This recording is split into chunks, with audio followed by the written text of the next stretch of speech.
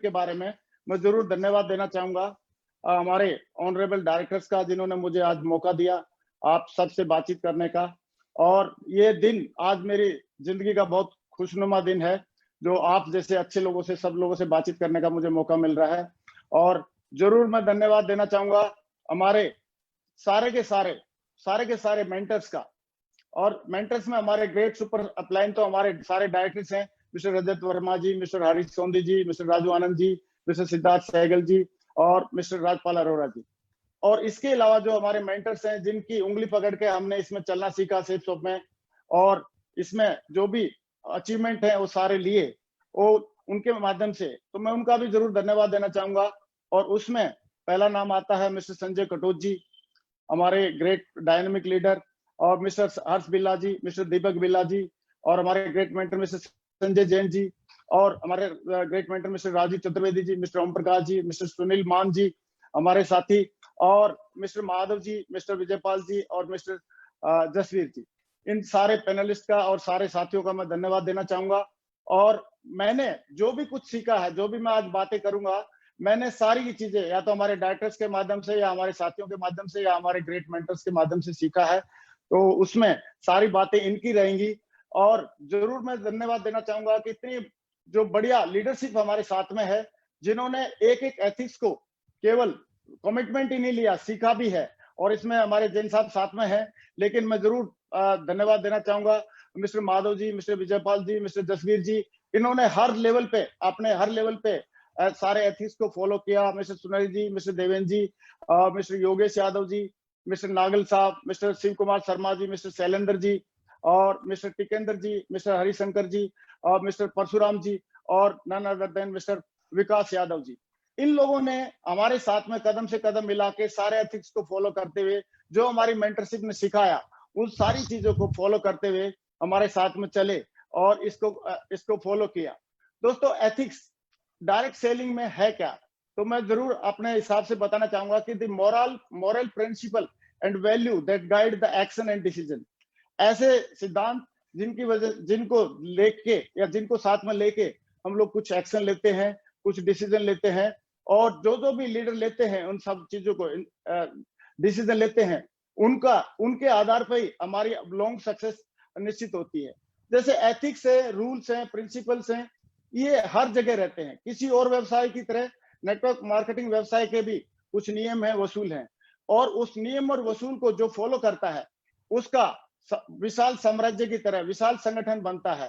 क्योंकि विशाल संगठन बनने के बाद भी अगर हमने इन एथिक्स को फॉलो नहीं किया, तो कहीं ना कहीं हम मिस कर जाएंगे। तो इसमें इंपॉर्टेंस क्या है इस एथिक्स की? तो मेरा ऐसा मानना है कि a person get success due to his ability and commitment. एक आदमी अपनी सफलता जो है अपनी योग्यता और कमिटमेंट की वजह से पाता है, but he maintains that success by ethics. लेकिन उसको सक्सेस को मेंटेन करने के लिए लॉन्ग टर्म में एथिक्स को फॉलो करना पड़ता है। और दोस्तों, एथिक्स की बात आती है तो मैंने जो वर्ल्ड लेवल पे जो बड़े बड़े मैनेजमेंट गुरु हैं, जो सक्सेस की परिभाषा लोगों को सिखाते हैं, उसमें से एक नाम है mister gym Colin. Gym Colin 1 घंटे का जो लेक्चर देते हैं तो उसका $1 लाख वो चार्ज करते हैं। और वो 500 फॉर्चून जो कंपनीज हैं, उनके 500 फॉर्चून कंपनीज के जो सीईओज हैं, उनको ये अटेंड करते हैं, और कैसे बड़ी बड़ी कंपनीज को रन करना चाहिए उनके बारे में ये लोगों को बताते हैं। तो ये सारी चीजें जब ये बताते हैं, तो इनका जो मेन अहम पॉइंट एक रहता है, इन्होंने उसके ऊपर एक स्पेशल एक बुक भी लिखी है कि हाउ द माइटी फॉल। बड़े से बड़ा संगठन, बड़े से बड़ा ऑर्गेनाइजेशन कैसे एक एथिक्स नहीं फॉलो करने की वजह से मतलब गिर जाता है। और हम लोग, हमारे को भी बड़ा संगठन बनाना है, हमको भी बड़ा खेल करना है, बड़ा काम करना है, और बड़ी टीम बनानी है, तो हमको तो बहुत ही ज्यादा जरूरी है हमारे लिए इन एथिक्स को फॉलो करना। और हम लोग लकी हैं, हम बहुत किस्मत वाले हैं कि हमें एक सेफ शॉप जैसी कंपनी मिली जो एथिक्स का पर्यायवाची है। मैं पिछले 17.5 सालों से इस सेफ शॉप कंपनी के साथ में अटैच हूं, मैं इसके साथ में काम कर रहा हूं, और मैं देख रहा हूं कि ये हर एथिक्स को, गवर्नमेंट का रूल हो, कोई रूल है, प्रिंसिपल है, एथिक्स है, पूरा एथिक्स के ऊपर ये चलने का पूरा चलती है हमारी कंपनी। और अभी हम लोगों ने देखा कोविड-19 के दौरान अभी लॉकडाउन हुआ था, बहुत सारी कंपनी थी, उन्होंने एथिक्स को फॉलो ना करते हुए बहुत सारी कंपनीज ने अपना अपना और अपने लीडर्स का भला चाहने लगे। लेकिन हमारी कंपनी ने इस लॉकडाउन के दौरान 100% इसको गाइडलाइन जो गवर्नमेंट की थी उसको फॉलो किया, एथिक्स को फॉलो किया। हमारी कंपनी का डायरेक्टर्स का मानना था कि हमारी इनकम और हमारे लीडर्स के चेक से ज्यादा इंपॉर्टेंट है लोगों की जान, और उससे ज्यादा इंपॉर्टेंट है हमारे लोगों की सुरक्षा, क्योंकि हम देश के सच्चे सिपाही हैं। तो हमें एज ए कोविड वॉरियर के नाम से जाना जाना चाहिए आने वाले टाइम में। और मैं धन्यवाद देना चाहूंगा ऐसे डायरेक्टर्स का कि ऐसी एथिक्स को फॉलो करने की जो उनकी सच्ची लगन है, वो इस कंपनी को डे बाय डे, दिन प्रतिदिन रात दुगनी और दिन दुगनी रात चौगुनी उन्नति करवाती जा रही है। दोस्तों, एथिक्स फॉलो करना क्यों जरूरी है, मैं थोड़ा सा मैं जरूर बताना चाहूंगा कि कोई भी आदमी किसी भी लेवल पे अगर एथिक्स को फॉलो नहीं करता है, तो जैसे सपोज हम मानते हैं, एक एग्जांपल लेते हैं कि इलेक्ट्रिसिटी बोर्ड का चेयरमैन अगर चाहे कि जो प्लग ऑन है उस प्लग के साथ प्लग में वो सोचे कि बिजली तो मैं पूरे इंडिया में मैं सप्लाई करता हूं या पूरी स्टेट में मैं सप्लाई करता हूं और ये बिजली को मैं चाहे जैसे कर सकता हूं, लेकिन अगर उस प्लग के अंदर अगर वो उंगली डालेगा तो मुझे लग रहा है कि चेयरमैन होने के बावजूद भी बिजली उसको बख्शने वाली नहीं है, उसको छोड़ने वाली नहीं है और उसको जरूर करंट लगेगा। तो ऐसे ही जो आदमी चाहे किसी भी पद पे पहुंच जाए, चाहे छोटा सा जीरो की टीम से हो, चाहे 1000 की टीम हो, चाहे लाखों की टीम हो, चाहे मिलियंस की टीम हो, उस आदमी को एथिक्स फॉलो करना जरूरी होता है। जैसे बिजली को नहीं मालूम कि ये चेयरमैन की उंगली है, ऐसे ही पूरी जनता को, समाज को नहीं मालूम रहता है कि ये बड़े बड़े दिग्गज लीडर की उंगली है। तो ऐसे ही हमको हमेशा एथिक्स को फॉलो करना चाहिए, क्योंकि एथिक्स को नहीं फॉलो करने से, जैसे प्लग में उंगली डालने से नुकसान होता है, ऐसे ही एथिक्स में फॉलो नहीं करने से आदमी का मान सम्मान पैसा सारी चीजें बाहर चली जाती हैं।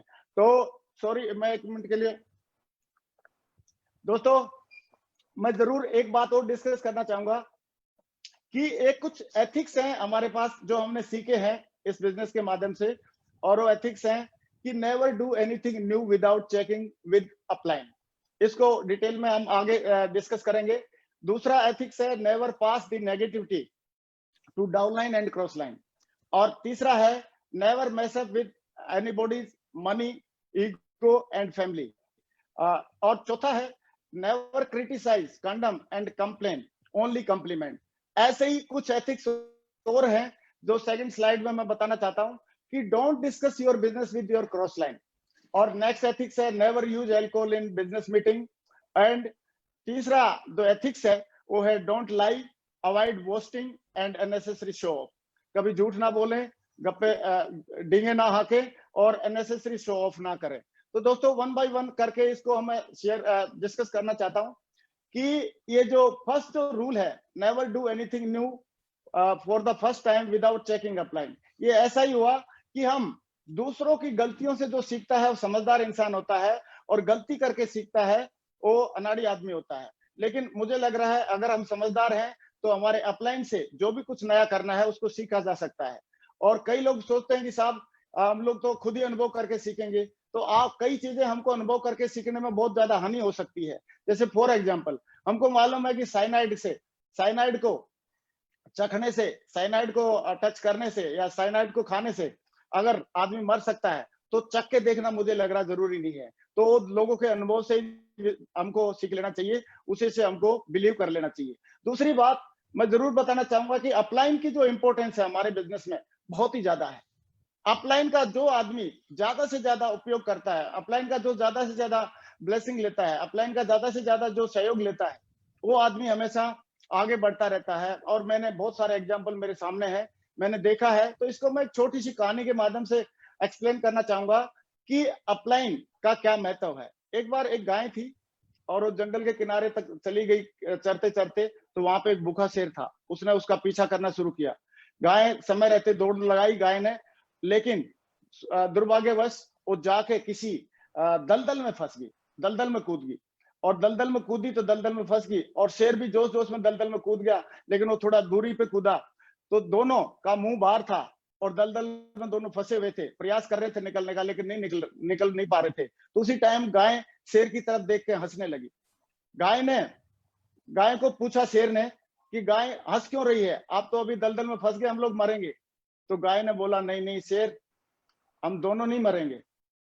बोला, दोनों कैसे नहीं मरेंगे, कैसी बात कर रहे हो आप? तो उसने गाय ने बोला कि तू आप मरोगे, मैं नहीं मरूंगी। बोला, क्योंकि मेरा एक मालिक है, मेरा कोई सीनियर है, मेरा कोई मेंटर है, वो ढूंढते ढूंढते आएगा और मुझे लेके जाएगा, बचा के लेके जाएगा। लेकिन शेर तू ये बता, तेरा कोई मेंटर है, तेरा कोई अपलाइन है, तेरा कोई सीनियर है? बोला, नहीं, मैं तो खुद ही जंगल का राजा हूं। तो बोला, बेटा मर।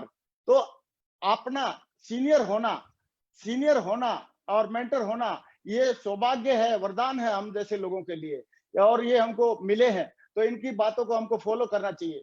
और एक चीज का और ध्यान रखना चाहिए, कई लोग अपनी टीम में नीचे लगे रहते हैं, केवल टीम को बोला, सर चेक तो टीम के साथ काम करने से आते हैं। लेकिन हम बोलते हैं कि टीम के साथ काम करना जरूरी है, एक हाथ आप टीम को जरूर पकड़ाइए, लेकिन एक हाथ हमको हमेशा अपलाइन को भी देना चाहिए। अपलाइन को भी अगर हमने हाथ दूसरा दिया तो हमारा बैलेंसिंग बना रहेगा, और एक जैसे आप स्लाइड में देख रहे हो, ऐसे एक स्ट्रॉन्ग टीम हम बनाने में कामयाब रहेंगे। अगर हमने कहीं अपलाइन का हाथ छोड़ा तो आप देख रहे हो स्लाइड में, कहीं ना कहीं हम लोग बैलेंसिंग नहीं बना पाएंगे। अगर डाउनलाइन का भी नहीं छोड़ना है, अपलाइन का भी नहीं छोड़ना है, ऐसे करके हमको अपलाइन की बातों को ज्यादा तवज्जो देनी चाहिए। और दोस्तों, सेकंड जो रूल है, मैं उसके बारे में जरूर एक्सप्लेन करना चाहूंगा कि don't pass negative in your downline and cross line. ये बहुत ही मतलब परीक्षा है हर एक इंसान की, क्योंकि जो बात नेगेटिव बात करने में जो मजा आता है लोगों को, उसको मजे को छोड़ते नहीं है लोग। लेकिन नेगेटिव डाउनलाइन के साथ तो करना ही नहीं चाहिए। नेगेटिव क्यों नहीं करना चाहिए? क्योंकि हम नेगेटिव बातें हम अपने बच्चों के सामने नहीं करते हैं। क्यों नहीं करते हैं? उन पे बुरा असर पड़ता है। ऐसे ही डाउनलाइन भी हमारे बच्चों की तरह है, तो उनके साथ में कभी भी कोई नेगेटिव बात नहीं करनी चाहिए। और साथ साथ में क्रॉस लाइन के साथ में भी बात नहीं करनी चाहिए नेगेटिव।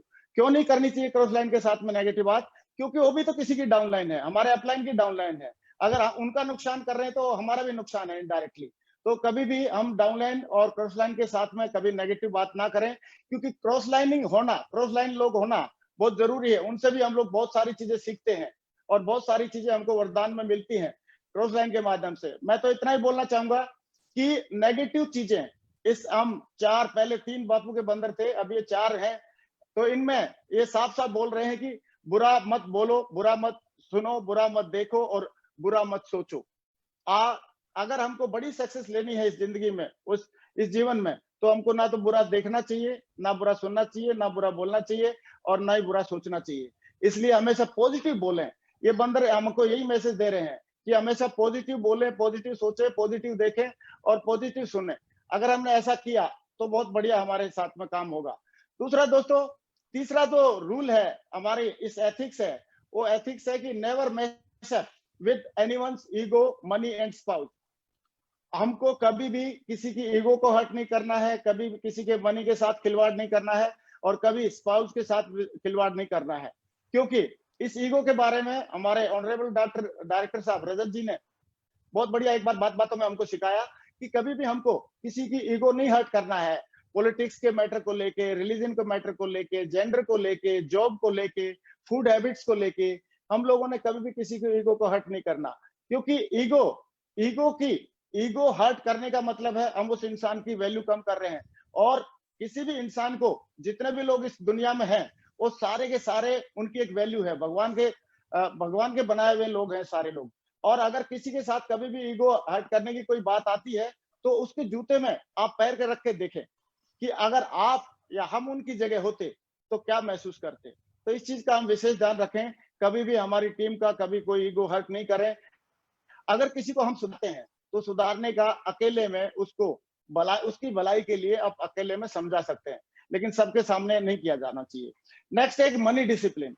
मनी के साथ no borrowing, no lending. We are in the cash and carry business. हम लोग कैश एंड कैरी बिजनेस में हैं। कभी भी हमको ना तो उधार लेना चाहिए कुछ, ना हमको उधार देना चाहिए। अगर टीम में उधार क्यों नहीं लेना चाहिए, क्यों नहीं देना चाहिए? क्योंकि पैसे में महारत होती है संबंध खराब करने का।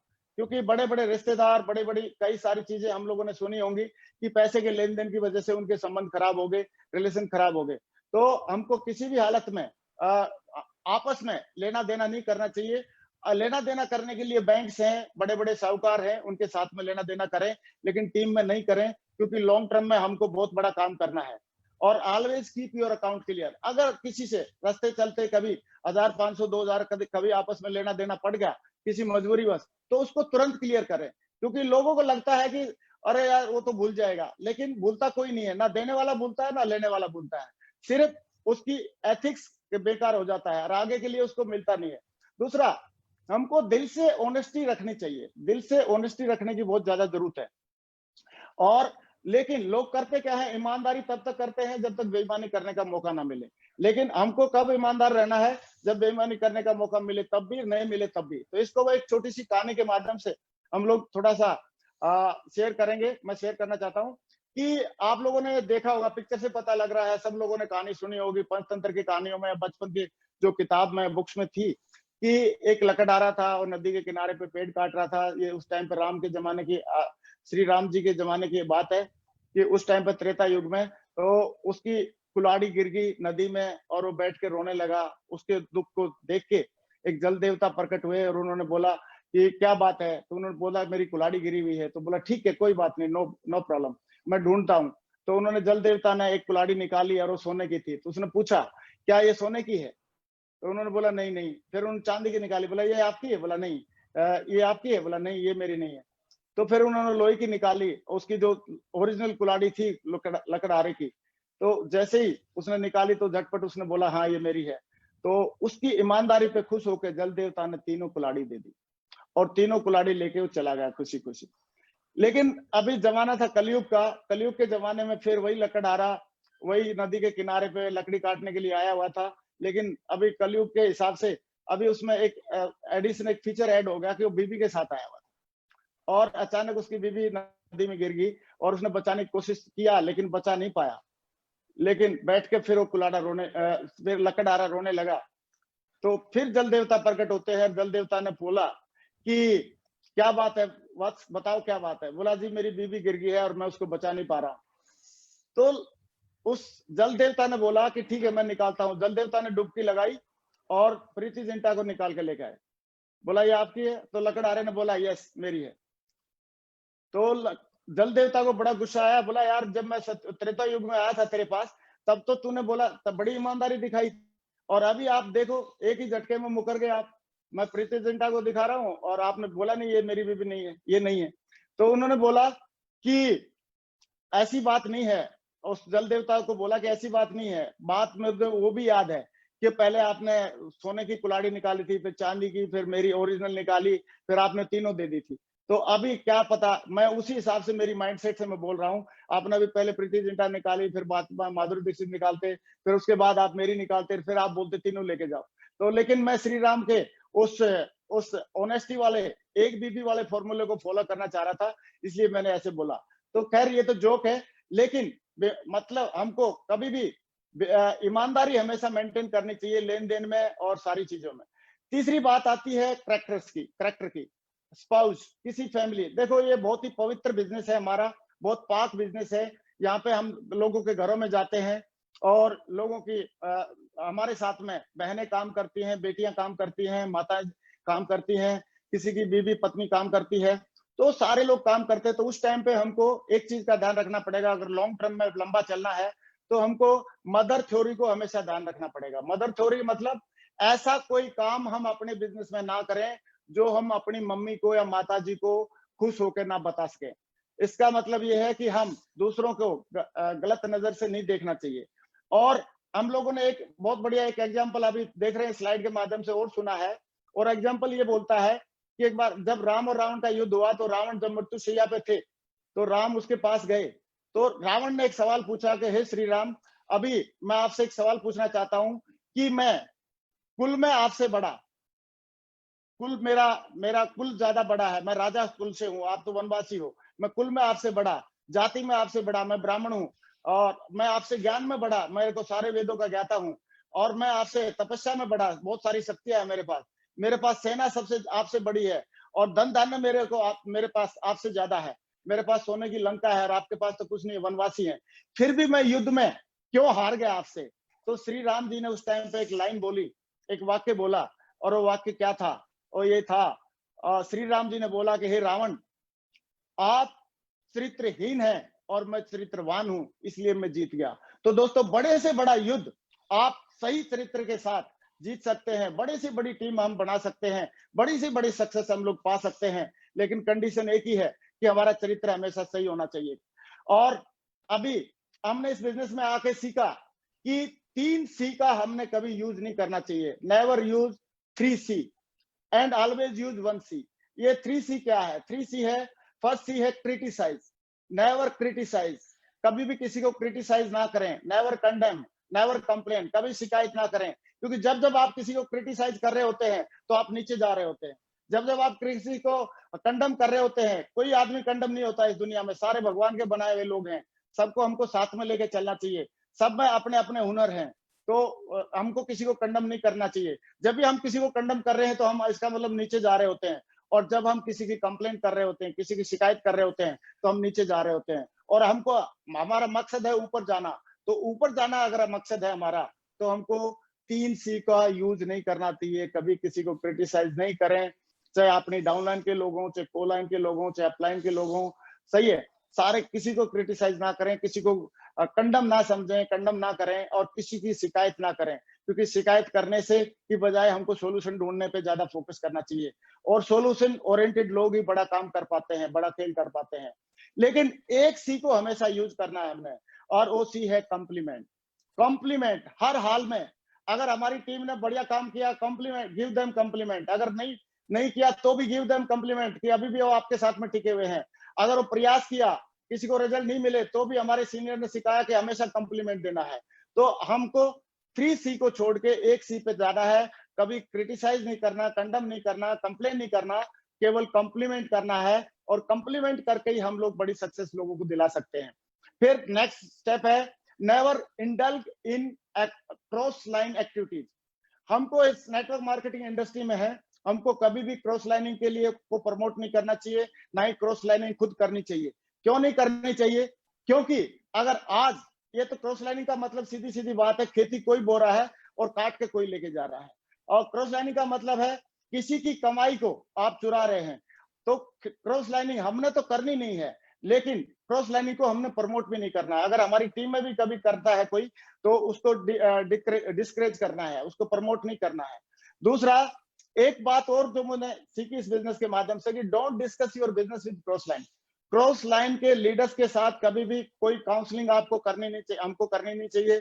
कभी उनके साथ बिजनेस बिल्डअप करते समय कभी भी उनके साथ बिजनेस शेयर नहीं करना चाहिए। क्रॉस लाइन के साथ हम अपना मीटिंग में मिलते हैं तो उस टाइम पे हाय बोलो, और जब जाते हैं तो बाय बोलो, सही है।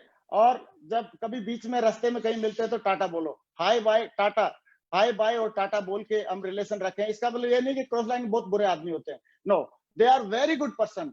लेकिन अपने अपलाइन हमारी माँ होती है, और माँ से ही हमको जो भी सलाह करना है, काउंसलिंग करना है, मशवरा करना है, जो भी करना है, जब हमारे पास माँ है, अपलाइन है, तो हमको अपलाइन से ही ये सारी चीजें करनी चाहिए, क्रॉस लाइन से। लेकिन हम लोगों को सीखने को बहुत मिलता है। मैं आपको जरूर 2 मिनट में बताना चाहूंगा कि क्रॉस लाइन के लोगों से हमको बड़ा विजन मिलता है। मैं एक बार टेक ऑफ के फंक्शन में था, तो कैसे लाखों रुपए का चेक बनाना चाहिए, ये जो विजन मुझे मिला अजय पिल्ले जी को देख के मिला मेरे को टेक ऑफ फंक्शन में। और फर्स्ट जो फंक्शन मैंने देखा था, उसमें श्री मान साहब जी और मिस्टर संजय गुप्ता जी, वो लोग स्टेज पे थे, और दे वर सेइंग कि are you excited, are you excited. तो उस टाइम का मुझे याद है, तो मैं इनको देख के बहुत मोटिवेट हुआ था कि काश मुझे भी कभी स्टेज पे आने का मौका मिले। उसके बाद वहां पे एक मिस्टर बी सिंह है, हमारे एयरफोर्स के बैकग्राउंड के, वो स्टेज पे आए थे। उन्होंने बोला था कि इसको पार्ट टाइम में सीख के किया जा सकता है। वो बात मुझे आज भी याद है। और फर्स्ट टाइम मैंने एक हर्ष बिल्ला जी को एज ए डायमंड मैंने देखा था, तो मुझे समझ में आया कि इस कम एज का बंदा ये डायमंड बन सकता है, तो हम लोगों को भी डिसीजन ले सकते हैं, हम लोग भी डिसीजन ले सकते हैं। तो दोस्तों, क्रॉस लाइन से हम लोग बहुत ज्यादा सीखते हैं, बहुत सीखते हैं। लेकिन क्रॉस लाइन के साथ अपने जो संबंध है, हाय बाय और टाटा तक के होने चाहिए। उनके साथ बिजनेस डिस्कस ना किया जाए, उनके साथ हम लोग कोई काउंसलिंग वगैरह नहीं करें, क्योंकि काउंसलिंग करने के लिए, बिजनेस डिस्कस करने के लिए हमको भगवान ने, ऊपर वाले ने और सेट्स ऑफ कंपनी ने हमको हमारा अपलाइन दे के रखा है। तो मैं नेक्स्ट जो एक पॉइंट है जो एथिक्स को फॉलो करने वाला, मैंने बहुत सारी वर्ल्ड लेवल पे जो लोग काम कर रहे हैं, जो पिछले 50 साल से नेटवर्क मार्केटिंग के दिग्गज हैं, उनके बायोग्राफी पढ़ी, तो उनसे भी मुझे पता चला कि नेवर यूज अल्कोहल इन टीम मीटिंग।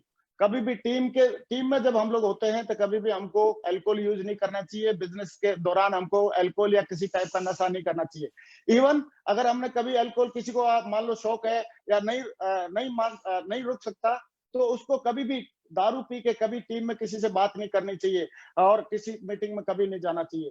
क्योंकि ये एक छोटी सी बात, दारू पी के आदमी की दारू पी के कई लोग तो अपने आप को संभाल लेते हैं, लेकिन कई लोग अपने आप को संभाल नहीं पाते हैं। तो इसलिए अमेरिका जैसे देश में नेटवर्क मार्केटिंग इंडस्ट्री में दारू को अवॉइड करते हैं वो लोग किसी भी मीटिंग में। तो आप बताओ, इंडिया में तो मुझे लग रहा है कि इसका और भी ज्यादा फोकस करना चाहिए। और मुझे फक्र है कि मेरे सारे के सारे जितने भी अपलाइन हैं और सारे के सारे जितने भी टीम के लोग हैं, वो सारे इन व्यसनों से दूर रहते हैं। कभी मैंने किसी बंदे को हमारी टीम में ये सब व्यसन करते हुए नहीं देखा। इसलिए मुझे भी ये पक्का विश्वास हुआ कि इस चीज फोकस करनी चाहिए। दोस्तों, लास्ट पॉइंट मेरा एक ये है कि डो नॉट लाई। कभी झूठ मत बोले। झूठ बोल के प्रमोट किया गया बिजनेस बाद में पोल खुल जाती है। और अवॉइड बोस्टिंग, डींगे नहीं हाँकना है। डींगे हाँकने से कुछ बड़ा काम नहीं होता है। अगर हमारा 5,000 का चेक है तो 5,000 का बताएं, 10,000 का चेक है 10,000 का बताएं। अगर और जरूरी है अपलाइन का चेक दिखाएं। तो ये हमारे को डींग नहीं हाँकनी है और अननेसेसरी शो ऑफ नहीं करना है। अननेसेसरी शो ऑफ करने से कुछ फायदा नहीं होता है। अगर आपके पास जो अचीवमेंट है, जो आपकी लेवल है, उसी को बताएं। उसी को बताने से भी आपका बड़ा बिजनेस हो सकता है। और जब अगर आप सच्चाई बोल के बिजनेस करेंगे तो आपकी नींव सच्ची बनेगी और बड़ा खेल हो जाएगा, बड़ा काम हो जाएगा। लेकिन जो एथिक्स है हमको भी सीखने चाहिए और हमारे को अपने टीम को भी सिखाना चाहिए। लेकिन ये टीच एथिक्स बाय एग्जांपल, हमको एग्जांपल दे के सिखाना चाहिए। ऐसा नहीं हो सकता कि हम लोग खुद एथिक्स को फॉलो नहीं करें और टीम फॉलो कर ले। हमको पहले एथिक्स को खुद फॉलो करना चाहिए और उसके बाद टीम से फॉलो करने की उम्मीद करनी चाहिए। और दोस्तों, लोग वो नहीं करते जो लोगों को हम बोलते हैं, लोग वो करते हैं जो लोग हमको करते हुए देखते हैं। और ऐसे ही मैं इस बात को मैं जरूर रिपीट करना चाहूंगा, if you follow the ethics your team will follow. अगर आप एथिक्स को फॉलो करेंगे तो आपकी टीम फॉलो करेगी। मैं हमारे जो ग्रेट मेंटर्स हैं उनके बारे में थोड़ा सा जरूर बताना चाहूंगा। मिस्टर राजीव चतुर्वेदी जी, मिस्टर संजय जैन जी, इन लोगों ने हर एक ऐसा एग्जाम्पल सेट किया करके दिया हम लोगों को कि कभी भी हमको लगा नहीं कि यार कभी भी ये लोग इतने इतने एथिक्स को फॉलो कर रहे हैं। कभी भी इन लोगों ने नेगेटिव बात नहीं करी टीम के सामने या हमारे सामने। कभी भी इन लोगों ने मतलब क्रॉस लाइनिंग को या उसको बढ़ावा नहीं दिया। हमेशा अपने ये चाहते तो इतने बड़े पद पे होने के बाद कुछ घाल-मोल कर सकते थे, लेकिन इन लोगों ने हमेशा एथिक्स को फॉलो किया और उसी का ट्रू कॉपी हमारी टीम अभी जब वो फॉलो कर रहे हैं तो हमने सोचा कि हमारी टीम में जो एक एग्जाम्पल सेट किया है हमारे लोगों गुरु लोगों ने, तो उस एग्जाम्पल को हमने भी आगे सेट करना चाहिए। क्योंकि मंकी सी मंकी डू करती है, पहले हमको सही करना पड़ेगा और उसके बाद टीम से हम उम्मीद कर सकते हैं। दोस्तों, मैं अभी इसको समरी को थोड़ा सा एक बार रिवाइज कर देता हूं और रिवाइज करने में दोबारा एक बार याद दिलाना चाहूंगा कि never do anything new without checking with active upline. Active upline के साथ चेक किए बगैर आप कोई नई काम या नई कार्रवाई ना करें। लेकिन इसका मतलब ये नहीं है कि आप प्लान दिखाने जाएं कि नहीं जाएं, इसके लिए बार बार फोन करने की जरूरत नहीं है। जो बता रखा है, जो काम पहले से हमको मालूम है, जो सिस्टमेटिक है, वो तो हमको करना है सारा काम। लेकिन कोई नई चीज करनी है तो जरूर अपलाइन से पूछ लें, क्योंकि उनका अनुभव हमारे काम आ सकता है। Next, never pass any negativity to downline and cross line. ये हमने बच्चे से समझा कि नेगेटिव चीजें बिल्कुल जहर की तरह होती हैं और जहर से जितना बचा जाए उतना अच्छा होता है। कभी भी डाउनलाइन में या क्रॉस लाइन में किसी टाइप का कोई जहर या नेगेटिव बातें नहीं फैलानी चाहिए। ये हमको समझ में आ गई है। फिर never mess up with anybody's money, ego and family. और ये भी हमको पता चला कि हमको कभी किसी की ईगो को हर्ट नहीं करना चाहिए। मनी का लेन देन साफ सुथरा होना चाहिए और कभी भी किसी की फैमिली या परिवार के प्रति हमको गलत भावना नहीं रखनी चाहिए। क्योंकि ये जो पवित्र बिजनेस है, पाक बिजनेस है, यहाँ पे हमको लोगों के साथ में रह के काम करना है।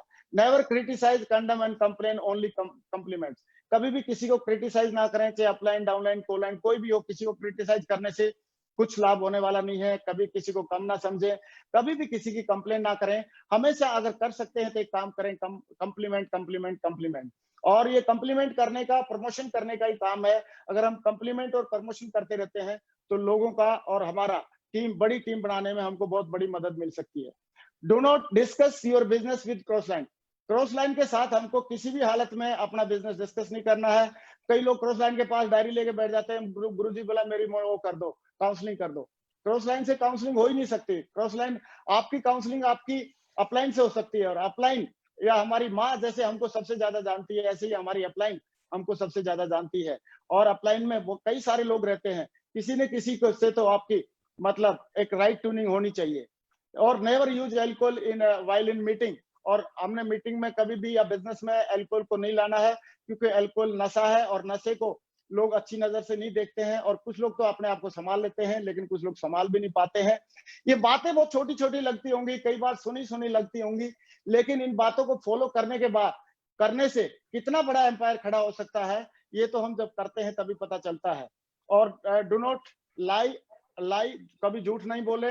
अवॉइड बोस्टिंग, कभी डिंग ना हाके, मतलब वो झूठ ना बोले, डिंग ना हाके। और अननेसेसरी शो ऑफ नहीं करें, क्योंकि जितना है उतना बताएंगे तो उससे भी काम हो सकता है। मैं अभी अपनी बात को एक लाइन के साथ मैं अपने आप को समराइज करना चाहूंगा, और वो ये है कि एथिक्स ऐसे फॉलो करो कि अपलाइन और सीनियर दिल से आपको आशीर्वाद दे, प्यार मिले। और अपलाइन और सीनियर किसको दिल से आशीर्वाद देते हैं, किसको प्यार देते हैं? जो काम पे भी फोकस रखता है और काम के साथ साथ सारे के सारे एथिक्स को फॉलो करता है। और दूसरा, एथिक्स ऐसे फॉलो करो जो टीम का दिल से सहयोग और सम्मान मिले। टीम के लोगों से दिल से सहयोग और सम्मान कब मिलेगा? जब हम सारे एथिक्स को फॉलो करेंगे और वो अपनी उसको हमेशा बढ़ावा देंगे। क्योंकि अगर हम सहयोग नहीं करेंगे तो हमारे को, अगर हम एथिक्स को फॉलो नहीं करेंगे तो टीम का भी दिल से सहयोग नहीं मिलेगा। धीरे धीरे सम्मान भी जो जो उतना होना चाहिए उतना नहीं मिलता है, ये हम लोग नोटिस कर सकते हैं। तो दोस्तों, आज मुझे खुशी है कि आज आप लोगों से मुझे बात करने का मौका मिला। मैं दोबारा धन्यवाद देना चाहूंगा हमारे सारे डायरेक्टर्स का, सेफ्सॉप कंपनी का, और हमारे सारे के सारे सीनियर्स का, सारे के सारे मेंटर्स का, कि आज मुझे इस मंच के माध्यम से अपने विचार प्रकट करने का मौका मिला। और मैंने जो भी कुछ सीखा है और यहीं से आके सीखा है, हमारे मेंटर से सीखा है, हमारे डायरेक्टर से सीखा है, हमारे जो सीनियर्स हैं उनसे सीखा है, हमारी टीम के लोगों से सीखा है। तो अभी मैं अपने शब्दों को विराम करना चाहूंगा और सब सारे लोगों को धन्यवाद देना चाहूंगा। Thank you very much.